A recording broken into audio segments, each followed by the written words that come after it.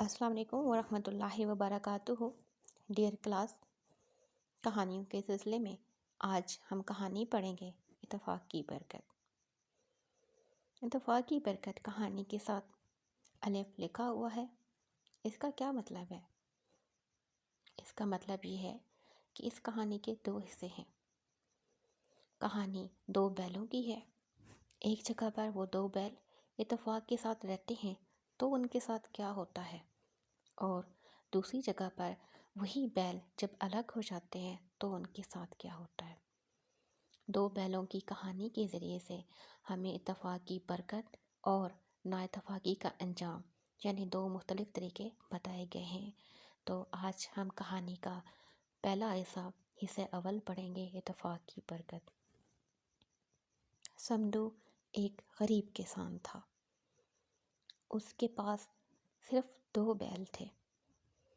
انہی کو ہل میں جوتتا اور کنویں میں جوڑتا تھا۔ ہل میں جوتنا مراد کھیتوں میں ہل چلانا، زمین کو کاشت کے قابل بنانا۔ کام کرتے تھک جاتا تو بیلوں کو تھان پر باندھ کر لمبی تان کر سو جاتا۔ تھان پر باندھنا مراد بیلوں کی مخصوص جگہ، لمبی تان کر سونا، بے فکر ہو کر سونا، گہری نیند سونا۔ نہ وقت پر پانی پلاتا، نہ پیٹ بھر کر چارہ کھلاتا۔ دونوں بیل دن بدن لاغر ہوتے جا رہے تھے۔ دن بدن سے مراد روز بروز، لاغر سے مراد کمزور، مگر سمدو کو پرواہ نہ تھی، ان کا خیال نہ رکھتا تھا۔ ایک رات بیلوں نے سوچا کہ یہاں رہے تو سوکھ سوکھ کر مر جائیں گے۔ سوکھ سوکھ سے مراد بھوک سے۔ بہتر ہے کہ سمدو کو چھوڑے اور جنگل سے رشتہ جوڑے۔ جنگل سے رشتہ جوڑنا مراد جنگل کی طرف چلے جانا۔ چنانچہ انہوں نے دانتوں سے اپنے رسے کاٹے اور چپ چاپ جنگل کی راہ لی۔ چپ چاپ سے مراد خاموشی سے۔ جنگل کی آزاد فضا اور گھاس کی کثرت دیکھ کر خوش ہو گئے۔ آزاد فضا سے مراد کھلا ماحول، گھاس کی کثرت سے مراد گھاس کا زیادہ ہونا۔ خوب پیٹ بھر کر کھایا اور پاؤں پھیلا کر سو رہے۔ اسی طرح 2 مہینے گزر گئے اور دونوں بیل 2 سانڈ بن گئے۔ سانڈ سے مراد موٹے تازے۔ ان کے لیے ہر دن عید اور ہر رات شب برات تھی۔ ہر دن عید سے مراد کیا ہوتا ہے؟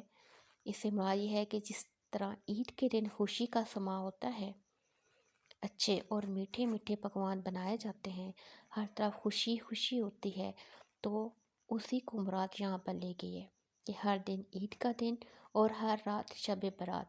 شب برات میں کیا ہوتا ہے؟ چراغاں کیا جاتا ہے، روشنیاں ہوتی ہیں۔ ایک دن ایک بھولا بھٹکا شیر ادھر نکل آیا۔ بھولا بھٹکا سے مراد جو راستہ بھول جائے۔ 2 موٹے تازے بیل دیکھے، خوش ہو گیا اور لگا دھاڑنے۔ دھاڑنے سے مراد آواز لگانے لگا، شیر کا گرجنا۔ بیل بھی شیر کو دیکھ کر ڈکارے۔ ڈکارنے سے مراد آوازیں لگانا۔ اب بیل کی آواز اور شیر کی آواز دونوں میں فرق ہے۔ ایک کی جگہ دھاڑنا لکھا ہوا ہے اور ایک کی جگہ ڈکارنا، اور اپنے سینگ لہراتے ہوئے مقابلے کو تیار ہو گئے۔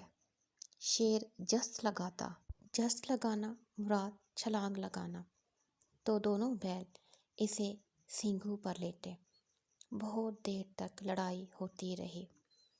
آخر شیر کا سارا جسم زخمی ہو گیا اور بال بال سے خون رسنے لگا۔ بال بال سے خون رسنا مراد زخمی ہونا۔ اس نے مقابلہ چھوڑا اور چپ چاپ ایک طرف کو کھسک گیا۔ چپ چاپ سے مراد خاموشی سے، کھسک جانا، چلے جانا۔ بیلوں نے اللہ کا شکر ادا کیا، گھاس سے پیٹ بھرا اور ایک درخت کے سائے میں لیٹ کر سو گئے۔ اگلے دن آنکھ کھلی تو بدن کو جھڑجھڑا کر اٹھے۔